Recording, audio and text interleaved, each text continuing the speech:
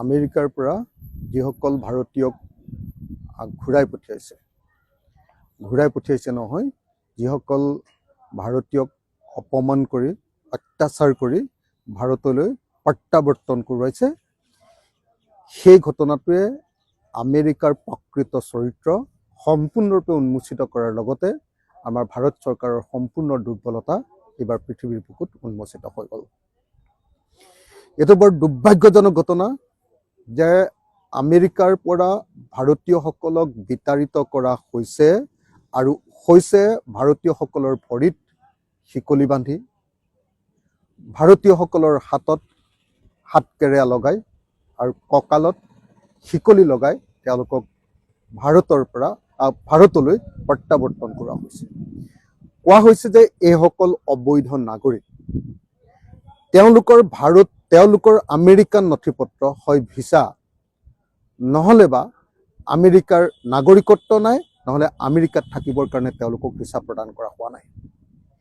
তেওঁলোকে অবৈধভাৱে তাতে বসবাস কৰি আছে বুলি কোৱা হৈছে, অথবা কোৱা হৈছে যে অবৈধভাৱে তেওঁলোকে বসবাস কৰি থকাই নহয়, তেওঁলোকে অবৈধভাৱে তাত প্ৰৱেশ কৰিছে।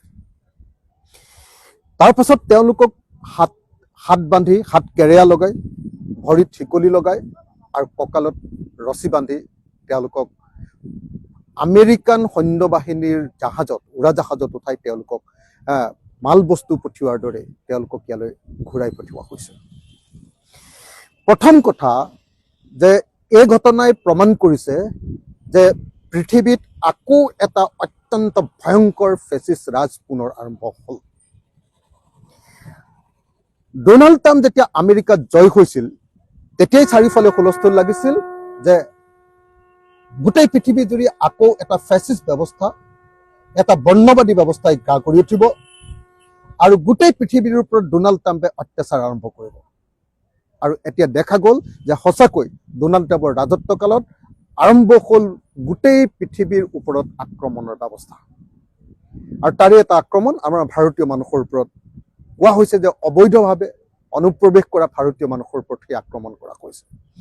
এতিয়া প্ৰশ্ন উঠিছে যে এখন দেশে আন এখন দেশৰ নাগৰিকক, কোনো সভ্য দেশৰ নাগৰিকে, সভ্য দেশৰ শাসকে কেনেবাকৈ এখন সভ্য দেশৰ নাগৰিকক এনেকৈ হাতকেৰেয়া লগাই, এনেকৈ শিকলি বান্ধি আন এখন দেশলৈ পঠিয়াব পাৰেনে? এইটো আন্তৰ্জাতিক মানৱ অধিকাৰ উলংঘন হয় নে নহয়?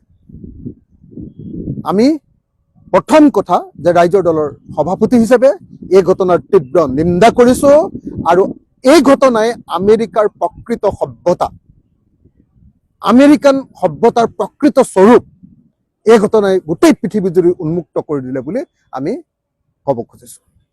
দ্বিতীয় কথা, এই ঘটনাই চাৰিওফালে এটা সতৰ্কবাণী প্ৰচাৰ কৰি দিলে যে এতিয়া পৃথিৱীত আকৌ এটা ফেচিষ্ট যুগৰ আৰম্ভ হ'ল।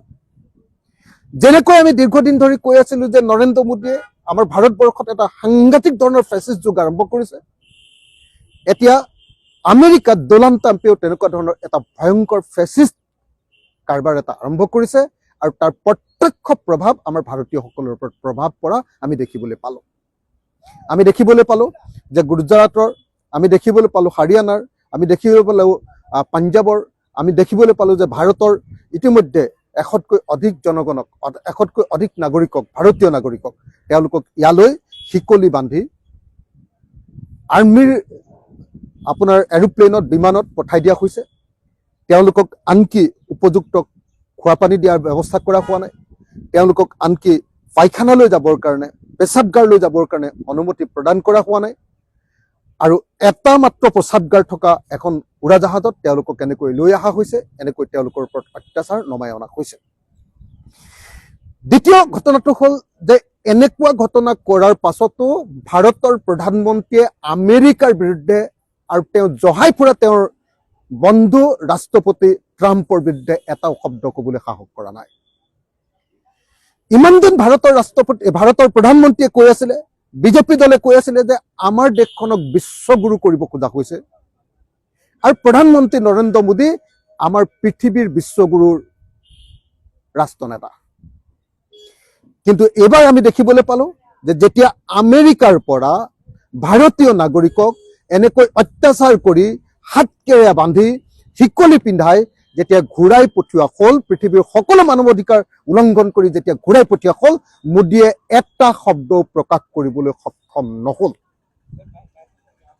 যি সময়ত আমি দেখিবলৈ পাইছোঁ যে বেলেগ ৰাষ্ট্ৰবিলাকত কলম্বিয়াৰ ৰাষ্ট্ৰপতি পেট্ৰাছে অতি স্পষ্ট ৰূপত ঘোষণা কৰিছে যে আমি কোনো পধ্যেই এনেকৈ বিদেশী আমেৰিকান সৈন্যবাহিনীৰ জাহাজত কেতিয়াও আমাৰ দেশৰ নাগৰিকক আহিবলৈ নিদিওঁ।